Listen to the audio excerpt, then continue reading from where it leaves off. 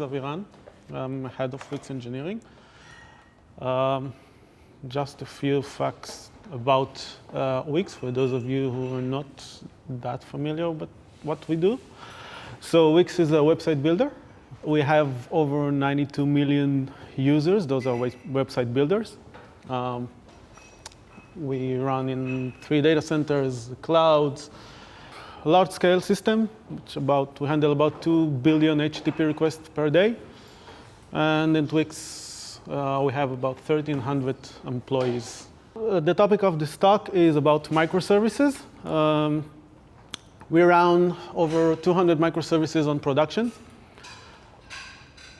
I assume that everybody knows about microservices, right? 3 data centers, 2 of our own, Google and Amazon. So we run them in all of them.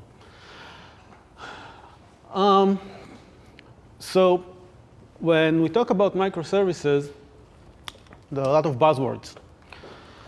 Like, how do you monitor it? You know about circuit breakers and Dockers and RPC and Conway's law and a lot of buzzwords. We want to ask ourselves, is it really that complicated? Because it sounds scary, and there's a lot to learn and know about running microservices. This talk is going to debunk some of the myths about, do you really need all of those? You do need some of these, but you don't have to start with all of it. And the first question that you need to ask yourselves is, why? Why would you even want to go to a microservices architecture? And there are 3 main reasons why you would want to do that. The first, and in my opinion, the most important thing of going to microservices architecture is that you want to scale engineering. Okay? With microservices, it's a contained system. It's a very small chunk, so you can scale engineering relatively easy. If you have one monolith, how many developers can work on one monolith without stepping on each other's toes? Second is basically development velocity. If you break your architecture into small chunks, you can progress a lot faster. And the third reason is scaling. Scaling your system. Okay? If you have one big monolith and you just need to scale one part, you have to scale the whole system regardless of which part is the one that you want to scale. So microservices is the first post-DevOps architecture. And it couldn't have been without the right culture, without the DevOps culture, because now you're going to get into distributed computing and a very complex system that you need to run and operate. And we'll touch a little bit about the DevOps concerns when you decide to go into microservices. So how do you start? This is the story of Wix and how did we move from the monolith to a microservices architecture.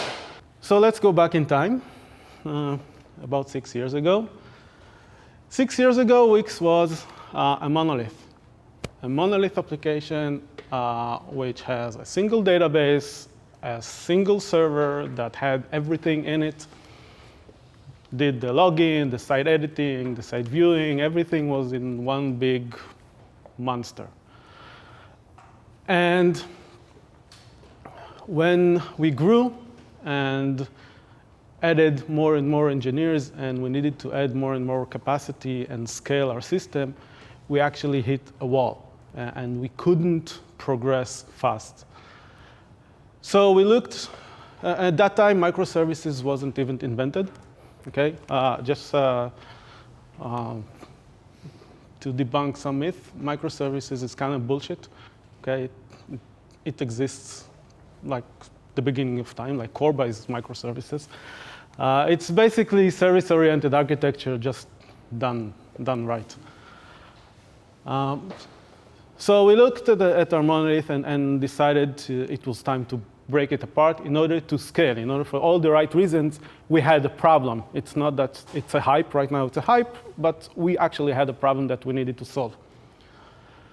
So when we looked at our monolith and we wanted to break it, the first thing we needed to understand is how. How are we going to break it? What are the concerns that we need to take care of in order to know how to break the system in the right way? So we looked at our monolith and the way that we were looking at what are our concerns from the system, and we identified two use patterns. One is editing. Okay, Wix is a website builder. Our users first they come to our system. They want to build a website, and the second part is their viewers. And those two subsystems have very different concerns. So on the editing side, you had, in terms of the development velocity, we have many feature requests. Most of our feature requests and progression is done on the editing side because we're adding more and more components, while the viewers stayed kind of stable. Performance was different. While when we're serving websites, we want them to serve as fast as we can.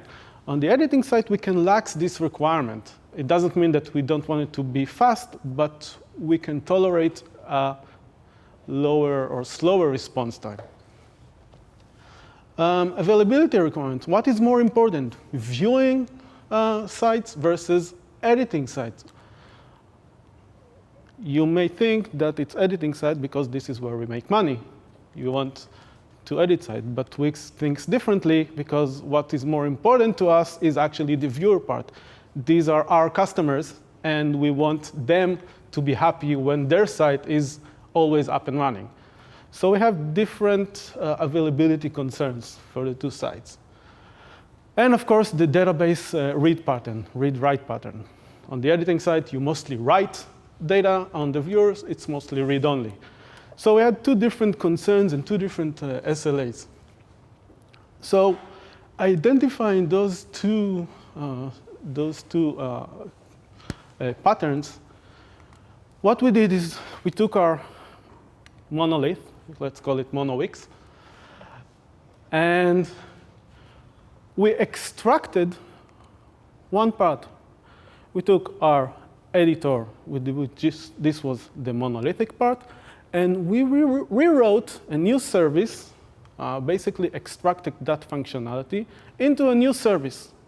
So the one service was still having everything in editing and user authentication. It has a lot of chunks in it, but we extracted one part that we called it a public service that will now be responsible in just serving sites. Doing this separation, we also put some guidelines in place how are we going to break it. We put a fence. And we said, when we are building these two parts, we don't want any runtime, any deployment, or any data dependencies between those two services. Okay? And the reason why we don't want it is because we don't want runtime dependencies because it will make the system more resilient. We don't want any deployment dependencies because it will make our development process much faster. And we don't want any data dependencies because now we can scale each part separately. What we did is separated the lifecycle of these two services. We decoupled the architecture. Now we have independent deployments and areas with frequent changes, which is the editor part, had a lot of changes. We deployed the editor a lot of times. While the public service was more stable, we didn't have to deploy it every time that we changed something in the editor. So the system became more stable. We gained separation by service level, right? So we can scale independently. We can use different data stores. We can use, let's say, MySQL in here, and Mongo or Redis or Cassandra on the other part. Now we can actually use the right data store for the task. In our case, it stayed MySQL, but potentially it gives us the ability to change data stores. We can optimize now per the read-write pattern. So we optimize the public service, which is read-oriented, to be really, really optimized for reads, while on the editor side, we had to do a lot of validation checks, so we optimized the data for write. We scale them independently, so we can run. Right now, the editor runs in 2 data centers, while we scale the public to 3 data centers. One of them is on the cloud, and 2 of our own. We gain system resiliency. If one part is going down, it's not that the whole system. If our monolith was down, everything was down. Now, if the editor is down, we can still serve our users' traffic and just have a degradation of service instead of denial of service. And of course, recovery time is much faster because now if something is down, it's only half of the system that I need to bring up instead of the entire system. So just by separating into 2, and right now it's basically 2 monoliths, it's not microservices. We learned a lot. Okay? And you had to tackle a lot of things because once you get into the SOA area, there are a lot of concerns that you need to take care of and learn how to operate. And let's see. So first thing that you have to learn is what is your service boundary? How do you separate? And this is the first thing that we had to identify. How are we separating the monolith? How are we breaking it into its own independent components? One of the things is, of course, that actually help us is separation of databases. Every service has its own database. They don't share data. Now, you may say, okay, I'm editing a site, then how do I actually view it? Simply by copying the data, but only copying the necessary data. When we edit something, we have a lot of metadata, a lot of information that is not needed when you view the site. So we have a process that is called publish, and we copy whatever is necessary. So they're completely independent. Serialization. How do you tackle serialization? Because when you're in monolith, all you have to do is call a function, and that's it. But now you're going over the network. So you need to understand how are you going to serialize the data between those 2 services. This is a decision point that you have to make. And you have many options. Okay, you can use binary protocol, you can use JSON or XML or text. Is it over HTTP? What is more important to you when you're choosing those serialization mechanisms? Is it readability? Is it performance? How do you debug it? What are the tools that are available to you in order to use and manage your data and have visibility into your data? How do you monitor it? What are the dependencies that you introduce? For instance, if you're using protobuf, then you have a compile time dependency. Okay, you have a build time dependency. What is your transport protocol? Is it REST? Is it RPC? Is it SOAP? Is it Corba? Don't use SOAP and Corba. So what we chose, we actually started with a binary protocol. And then we had some issues with it in terms of we couldn't look at the data that was passing. We had some bugs with it, so we had issues in debugging whatever is on the wire. So we scraped that and switched to JSON RPC over HTTP. This is the communication protocol between services in our data center. This is how we copy data. From the outside, from the internet, we don't use RPC, we use REST because it's more commonly used. Okay, so what you're asking is if I add something in some new field in one side and I deploy it and I didn't add this field on the other side didn't deploy it. This comes, and I will talk about it later, about backward compatibility. You have to maintain backward and forward compatibility between those microservices. Next thing is, okay, so now we have two services, and everybody thinks about, okay, now I need API versioning, right? Because you need API/v1/v2, and this will become a living hell maintaining those APIs and deprecations. For those of you who don't know what Yagni is you ain't gonna need it. You just need to maintain backward compatibility with your APIs.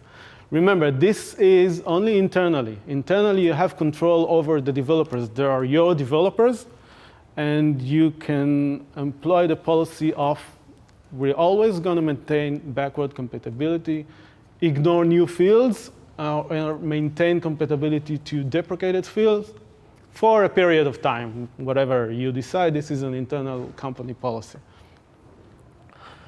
If you start messing around with the API versioning, it's going to be very, very difficult to maintain it in the long run.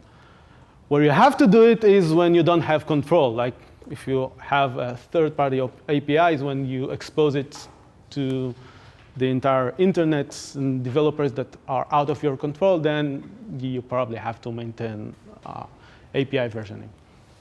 The other thing that you may consider is asynchronous calls. Just because we have two different services and we want to make an asynchronous call, so what would we use? Would we use Kafka, RabbitMQ, ActiveMQ, whatever MQ? And this is, again, a question that you have to ask yourself. Did you have a queuing system when you had the monolith? If you had that, you don't have to change it. If you didn't have that, do you now need to add a queuing system? Not really. If you use threads, you can still use threads. It doesn't really matter. When you need a queuing system, add a queuing system, but not because you have a new service. Okay? When you get into scalability issues and you will run into a distributed transaction, and you want to send events where you had to do it anyway, then do it. You don't have to do it now just because you separate it into two services. What about service discovery? So now you had two services. How does one service know about the other service? No, the two servers. Okay, so many tools that companies like Netflix and Apache, and they all have like zookeepers and Eureka and all those nice tooling to have a service discovery. You still ain't gonna need it. Think about it. When you had a monolith, okay, you probably had a cluster. You don't have just one server. You have two or three, and you have a load balancer. How does the load balancer know about those three servers, right? DNS. If you have another service, the same thing. If you just have a DNS name and you have the load balancer take care of that for you, keep using it. You don't have to add another complexity to the system. You don't need to run now Zookeeper and know how to maintain Zookeeper and now do client-side load balancing. You don't really need that. It just complicates things. You're now at the stage of learning how to operate a distributed system. It's just two services. It's not 1,000 services. When you get to hundreds of services, maybe then you need service discovery, but not to begin with. Resilience. Let's talk about resilience. So now we have one service that makes a call to the other service. So there is an arrow there. What does this arrow mean? It represents a failure point. Okay, because you're no longer running inside a single process. You're going from one process over the network to a different process. This will, by definition, will fail at some point. So every time that you see an arrow, you have to think about this is a failure point. And it will fail eventually. Now there are ways to overcome it and take care of those. So you need to learn about the retry policy. but you need to be careful with those. Okay, only on idempotent operations. You don't want to charge a person twice. Can use circuit breakers and throttlers. But then you need to tweak it and understand how to work with those, because if you break the circuit too soon, you may cause your own downtime. So those are the patterns and ideas that nobody can teach you. You have to try them yourself. You need to optimize and understand how your system works. Okay, I can say, okay, 10 failures is a circuit breaker. Well, depends on the traffic, right? If you get 1 call per minute, maybe 10 is okay. If you get 10,000 calls per second, if you have 10 failures, you will cause your own downtime. So it really depends on your system. On the upside, it actually gives you the ability to have a degradation of service instead of a denial of service. Because now you can employ things like feature killers that you can say a nice message to your users that say, well, currently the editing section is not working. Please come back later, because some of your system is still up. It's not like your entire system is down. You can have like fallbacks. For instance, fallbacks and self-healing mechanisms. So for instance, for us, when you publish a site, then we build a URL from the site. Now the URL is defined by the username, which is the subdomain, and the site name. How do we get the username? We have the session. The session has the username and the user ID. We go to the user server. We check what is the latest user ID. So just to verify that it didn't change. Get the last username and create the URL from that. Now let's say the user server is down. Then what? We will not publish. We can always employ fallbacks. So we take the user ID, the username from the session, and we still can publish. The next time when the user server is up, this is a self-healing. It will fix the URL the next time that you publish. Okay, so you can think about all those fallbacks and the self-healing mechanisms when the services are coming back to life. Testing. This is a big issue, because up until now, when you had the monolith, it was very easy to test. Everything was basically in one service. You can run unit tests, maybe an end-to-end test, and that's it. Now when you're getting into a distributed system, testing becomes more difficult and hard and kind of complicated, but it's doable. Just have to learn how to do it. So this is how we do testing, the Wix way. Everyone has their own methodologies, so this is how we do it. It works for us. So we do a unit test. Everybody is doing unit test on whatever methods. The next layer of testing is we do an integration test. And we do integration test that includes the serialization of the RPC. So we also check serialization. We put simplicators. It's just until the next service. We don't really run the next service. We just emulate the service, but we are also checking the serialization mechanism. The third level is actually an end-to-end test, where we actually run the service and all of its dependencies and checking those with the databases, everything like embedded in memory or Dockers or whatever. And the last one is actually an automation test, which runs browsers, Seleniums, and checking the system end-to-end. The more you get up in the hierarchy, the less tests that you have. You have a lot of unit tests and very, very, very few end-to-end tests. So we have a distributed system. Do we need distributed logging? You have two services. Okay? You can have that. If you already had it, go ahead, use it. But it's not a requirement. It's a nice to have. I would suggest don't overload your developers and ops with just installing just new systems like Logstash and Kibana or whatever, just because you need to collect logs from 2 services. When you get to a lot of services, you're probably going to need it, but you don't have to start with it. We don't really like logs. I said nobody knows how to write a good log entry. So we really like to have visibility into the services. So we built our own instrumentation, and every service has this nice UI when developers and systems can go into this to every server and see what really happens on the server. So it monitors performance and last exceptions, and you can see the actual logs from that server. It's not that difficult to go into 2, 3 instances and check whatever things that you need to check.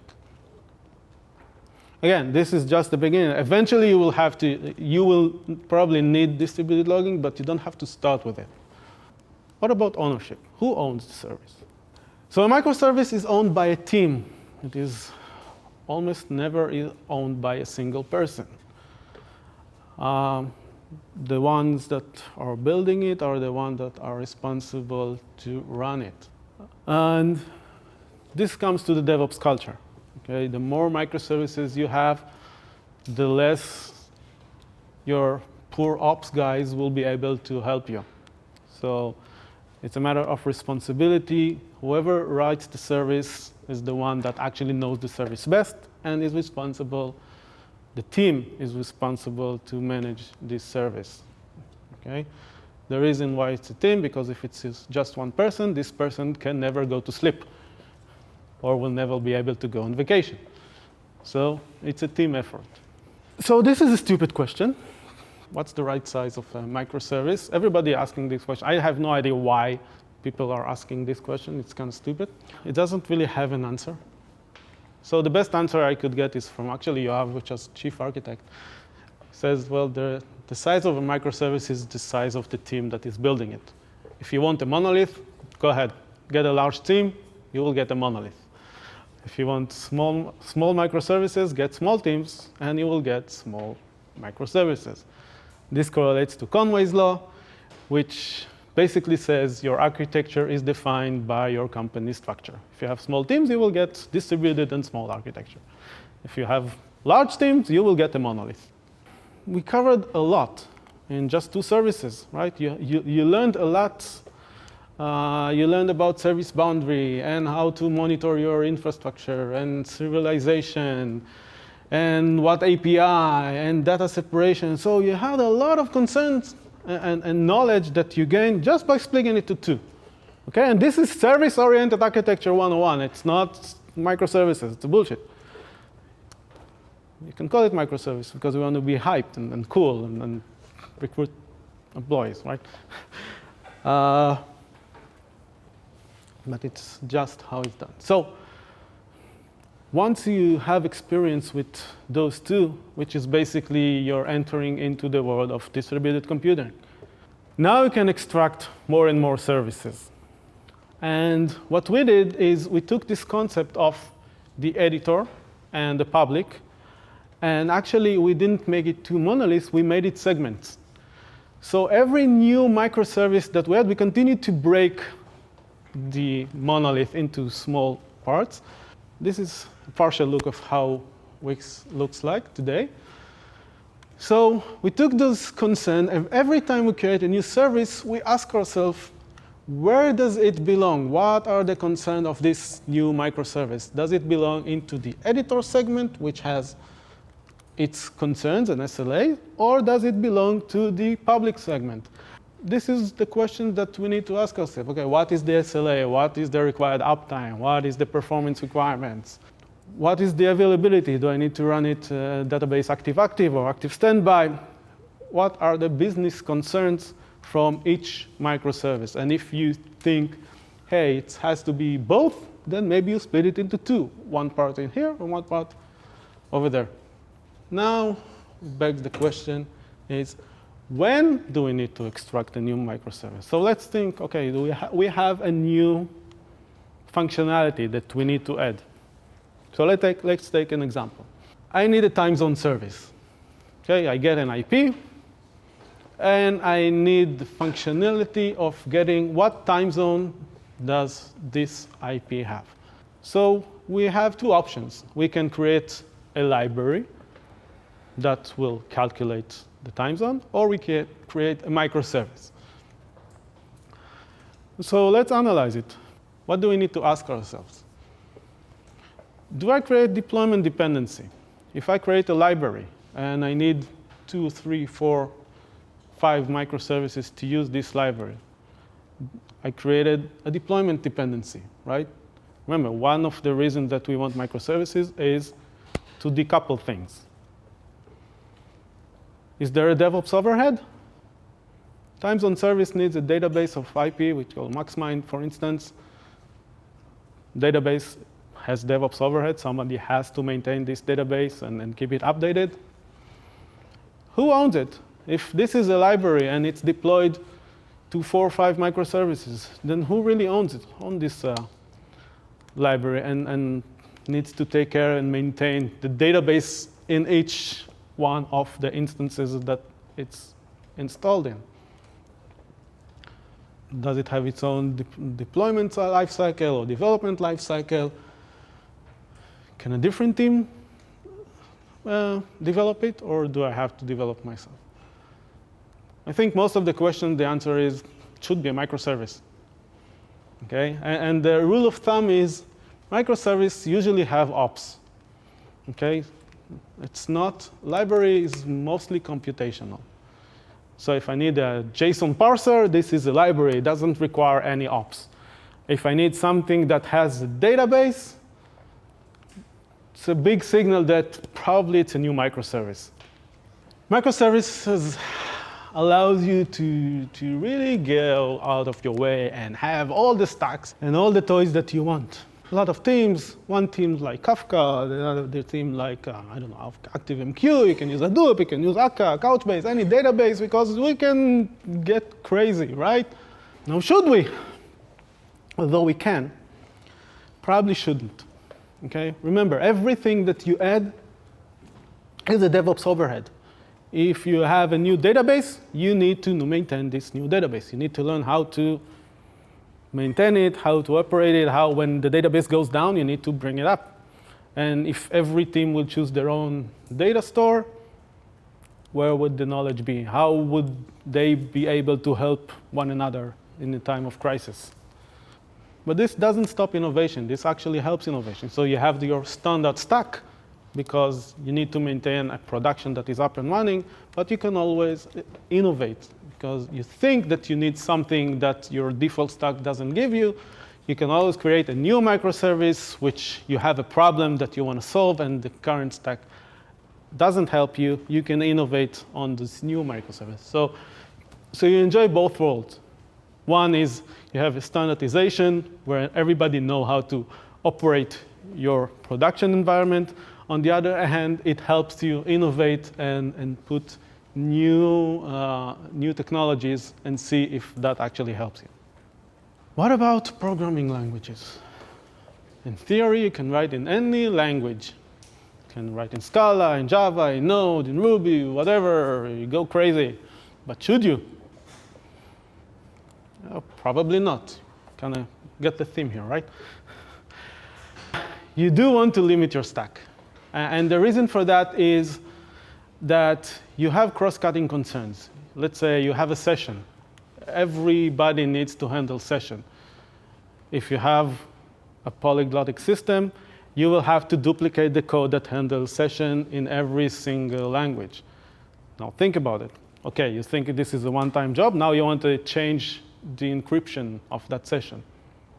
Everybody has to change the encryption. It will bring your development velocity to a halt. If you use standard stack, you only have to write it once. This is a common library. You fix it once, you deploy everywhere. and everybody gets it, okay? Every time you add a new language, you really, really have to think about, does it worth it? What is the overhead? And there's a lot of overhead. Up until 6 months ago, Wix only had one default stack, which is Scala. Now we're adding a second stack, which is Node.js, but we thought for a long time, do we really want to do that? And we considered, the pros and the cons. For us, it makes sense to add another stack, but this is something that we thought about, and we are willing to pay the price. If you have a chance, look for a talk by Uber's chief architect. And they actually didn't do that, so they let their developers just go crazy.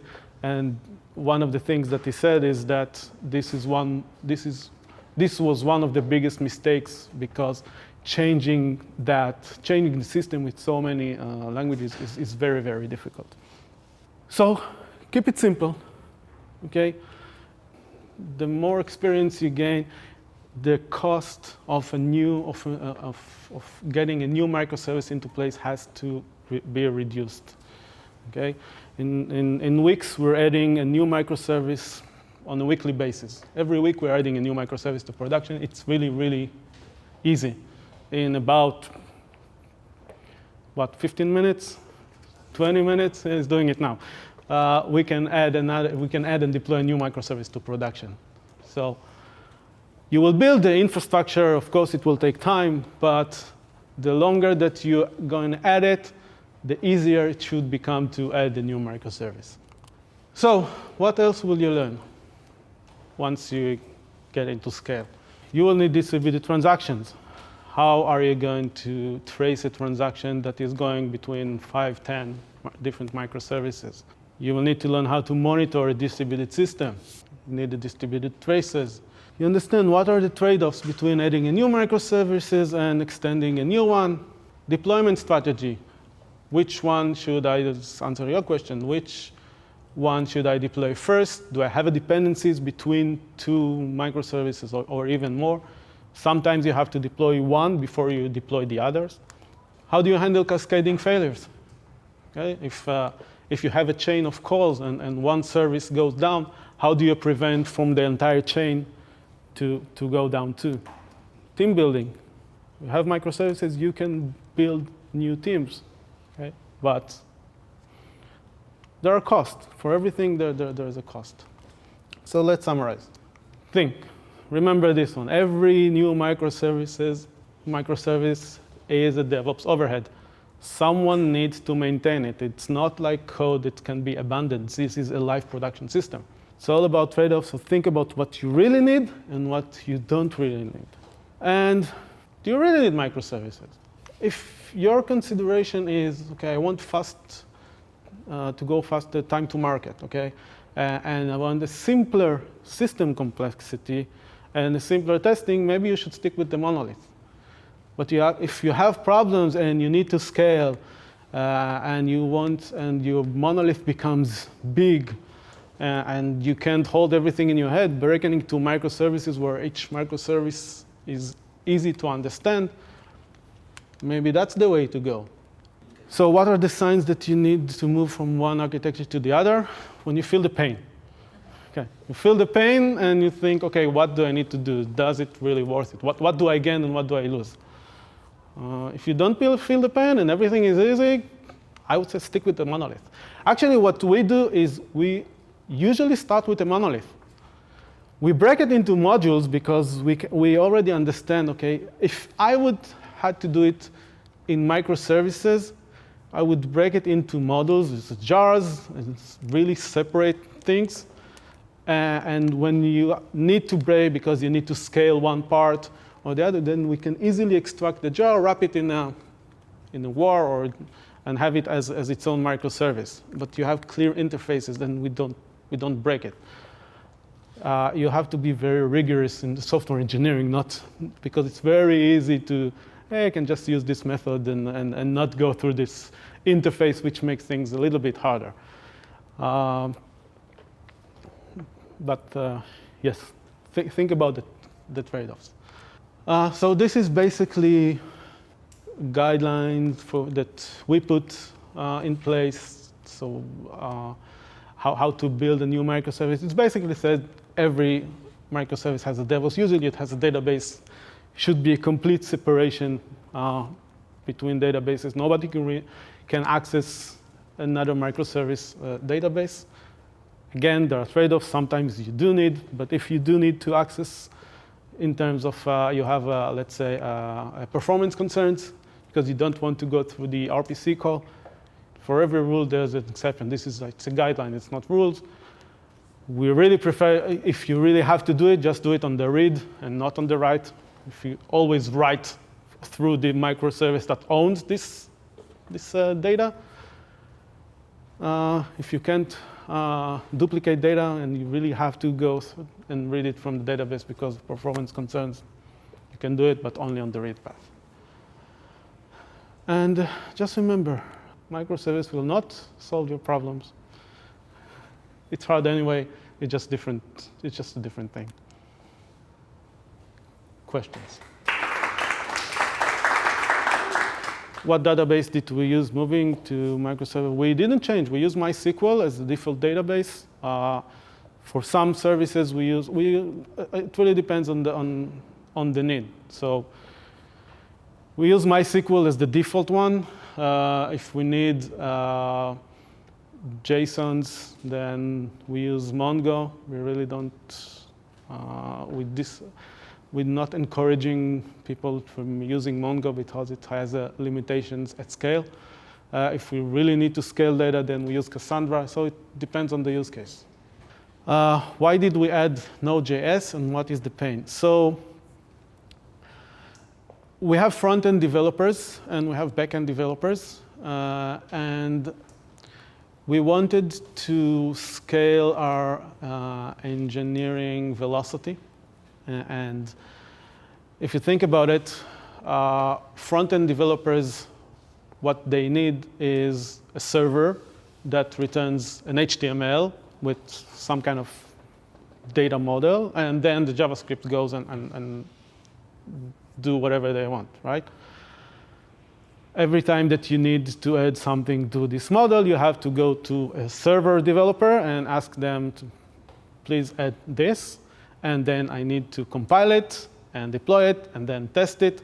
And front-end developers really like to do things fast. It's not the server concern, the HTML, it's a client concern. We decided to give the front-end developers full responsibility on their stack so they can test easily. They can change the model. It cuts the dependencies between front-end and back-end developers. They can move faster. This happens after a few years that we're doing it, and at our scale that we have hundreds of engineers, it kind of makes sense. If you don't have hundreds of engineers, maybe it doesn't make sense because it has a lot of overhead. But now front-end developers can test their application much easier than every time they have to go to a backend server and compile, because Node.js only have F5 refresh and that's it. It works. So it's velocity of front-end developers. So how do we add a new functionality, basically, what you say. So this is like the same issue of adding a new field. Okay, what we are doing is this actually has a deployment strategy. So when we add a new functionality, a new component, then the first thing that what we do is deploy the actual viewer part. So first we know how to read all the new data before we actually write the new data. After all the viewer part is deployed, then we can read everything. Only then we deploy the editor part that can actually write the data. But by the time we deploy that, everything can read it. Okay, how do we make sure that that nobody pushes the code before all the viewer part is done? So it's not really the deployment that is affecting the change. Is we put everything behind a feature toggle or feature flag. So when you, it's It's a standard methodology. Every new feature is developed behind a feature flag. So you can actually deploy independently, and then you open the flag first to the viewer, and then you open it to the editor. So you can deploy anything, regardless, it's just when you open the flag. For service discovery, we use domain names. We started with domain names. We have our own deployment system and custom load balancers now, with kind of scale, that uses Zookeeper. But at the service level, they get a configuration with the domain name. So Zookeeper actually feeds the load balancer about this is the domain name, and these are the list of IP addresses where all these services are deployed. Having a lot of microservices, that affects the cost. Yes and no. We run in a high-density environment, so one server runs several microservices. It's not just one server per microservice. So in terms of hardware, we have maybe 5, maybe 10, or maybe more microservices on the same machine. You can use Docker, you can use VMs, we use part Dockers for the node, and we don't use anything for the Scala. We just run Jetty. Jetty is a container. It's kind of a VM, and we run multiple instances of those on a single server. So it does affect a little bit because every container, VM, Docker, whatever, has its own resources in terms of memory usually. But it's not. If you run in high density, it's not that bad. Are we using API gateway? No, we're not using API gateway. The only place we use API gateway is when we expose APIs to third-party developers that are not our own. So we have an app market that people can develop components to our platform. They can extend it, and then we have an API gateway. But internally, we don't use API gateways. The API gateway is just used externally because we have security issues, and we don't want to expose our entire internal system. So do we need an API gateway to aggregate it? It depends. Usually, no. I mean, if you just need a couple of services, then the client code, yes, the client code just make 2 calls. If you have a concern of latency or you do a lot of service calls because you need to aggregate data from different microservices, then yeah, you can use it. But it's not a centralized API gateway, just something that is developed by whatever feature owner that needs it. Yes, the client can call different URLs. This is usually the case. This is another use case for having a Node.js server in the stack. So if they do need to create their own mini API gateway just for a specific use case, then client developers can deploy a small Node.js microservice that does the aggregation. Thank you very much.